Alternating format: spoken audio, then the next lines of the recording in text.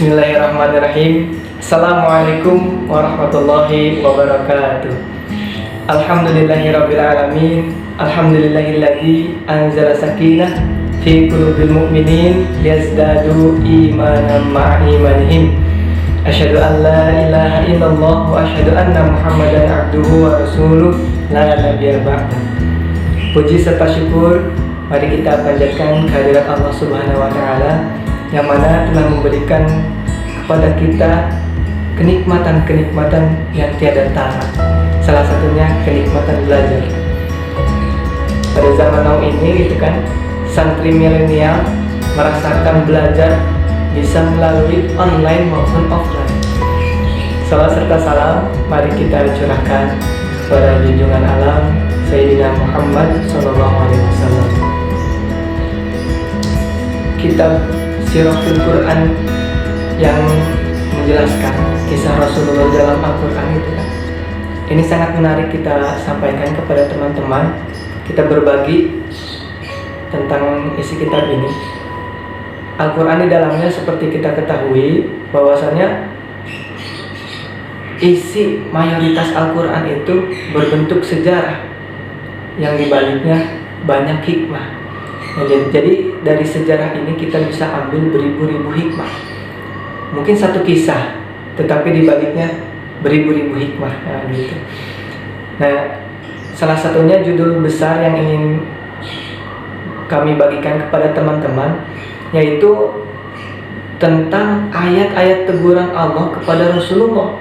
Nah, ayat teguran ini bukan menurunkan derajat atau menjatuhkan harga diri Rasulullah di depan para sahabat, bukan, subhanallah, bukan.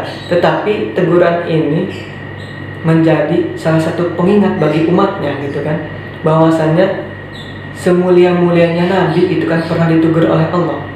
Makanya ketika kita ada yang menegur teman ataupun orang tua, kakak, gitu kan, kok malah kita sewot gitu kan, sedangkan Rasulullah berbeda gitu kan. Nanti kita dengar kisahnya.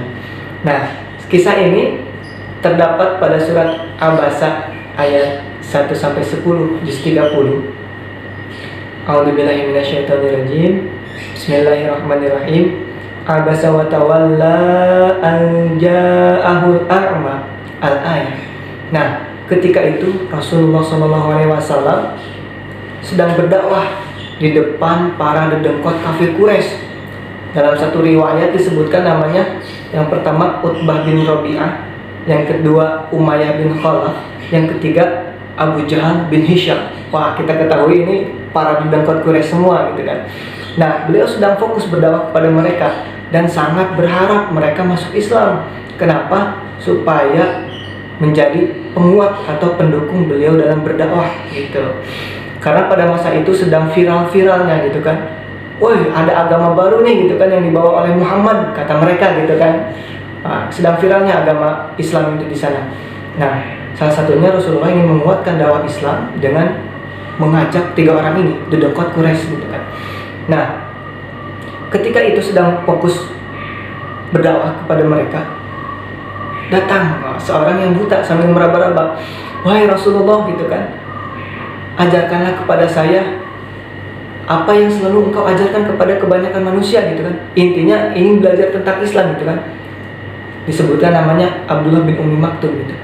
Nah, karena penyangkalan maksudnya pemotongan kata-kata Rasul yang sedang berdakwah oleh orang buta ini gitu kan, Rasulullah sedikit terganggu gitu kan, sampai bermuka masam katanya gitu kan. Tapi wallahu alam ekspresi beliau ketika itu seperti apa gitu kan, sampai memalingkan wajahnya gitu kan kepada si orang buta ini gitu kan. Karena Rasulullah berharap kepada orang pembesar, berharta, berkuasa gitu kan, bukan kepada orang yang seorang buta ini gitu kan, yang lemah gitu kan, yang miskin gitu dan sebagainya gitu kan. Hanya berharap kepada yang bertahta ini gitu kan. Nah, karena inilah Allah menegur Rasulullah SAW dengan surat Abasa ini. Nah, teguran Allah ini mengingatkan Rasulullah untuk para pendai atau pengajak atau lain-lain sebagainya gitu kan, tidak mengeluarkan wajah yang tidak enak dipandang gitu. Maksudnya berikan senyuman terbaik ketika berdakwah untuk para dai. Nah, selanjutnya setelah ayat teguran ini Rasulullah terima gitu kan. Rasulullah sampai bersabda begini, marhaban gitu kan, selamat datang gitu kan, wahai orang yang telah membuatku ditegur oleh Allah Subhanahu wa taala gitu kan. Nah, jadi Rasulullah menyambut Umi Maktum ini sangat bahagia gitu, karena apa? Jadi salah satu perantara beliau ditegur oleh Allah gitu kan. Nah, hikmah yang kita ambil dari kisah ini, yang pertama konsep kehambaan Rasulullah. Bahwasanya Rasulullah ketika Allah tegur merasa bersalah dan tidak menunda-nunda tobatnya. Itu yang pertama. Tidak menunda-nunda tobatnya. Semulia-mulianya orang, setinggi-tingginya derajatnya, setinggi-tingginya derajat mereka di masyarakat dan lain sebagainya, berharta dan lain sebagainya, tidak menunda-nunda tobat. Seyogianya kita jangan menunda-nunda tobat ketika berbuat salah gitu kan. Nah, yang kedua, selalu bersyukur bahwasanya pasti di balik seluruh kejadian ini ada hikmahnya gitu kan. Kisah di balik kisah ada hikmah gitu. Jadi setiap kejadian pasti ada hikmahnya. Allah menciptakan segala sesuatu ini tidak sia-sia. Hanya saja ketumpulan hati kita saja mungkin yang tidak bisa membaca hikmahnya gitu kan. Kita meminta pertolongan kepada Allah, semoga hati kita diberikan kepekaan untuk membaca hikmahnya. Yang ketiga, masalah hidayah ini hak istimewa Allah Subhanahu wa taala, tidak ditentukan oleh tahta, harta, jabatan gitu. Jadi Rasulullah bertujuannya, usahanya berdakwah kepada para pembesar gitu kan, untuk memperkuat dakwah Islam, tetapi malah yang datang adalah seorang yang miskin, yang buta gitu kan, yang lemah gitu kan. Nah, jadi hidayah ini adalah hak istimewa Allah. Kita tidak tahu, mungkin pangrok di jalanan bisa lebih mulia dari kita gitu kan ke depannya. Karena hidayah kan wallahu alam gitu kan, Allah yang tahu. Kedepannya mungkin mereka lebih soleh dari kita. Makanya ketika melihat perbuatan sesuatu yang mungkar dan mungkin tidak enak dipandang, kita hanya bisa berdoa, bukan mencaci maki. Karena dengan mencaci maki jelas tidak ada hasilnya, malah kita kotor hati gitu kan. Tetapi ketika kita ketika kita mendoakan, malaikat mengaminkan gitu kan. Nah, doa baik itu pun akan kembali kepada diri kita sendiri gitu. Jadi jangan sampai ragu ketika kita melihat pangrok atau apalah yang kurang enak dipandang di pinggir jalan, kan biasanya banyak di Jakarta gitu kan. Jangan ragu untuk berdoa gitu kan, dan minta perlindungan agar kita selalu diberikan hidayah, petunjuk oleh Allah Subhanahu wa taala. Yang ketiga, yang selanjutnya, hikmah selanjutnya yang dapat kita petik dari kisah ini, bahwasanya Rasulullah SAW bertugas menyampaikan wahyu gitu kan.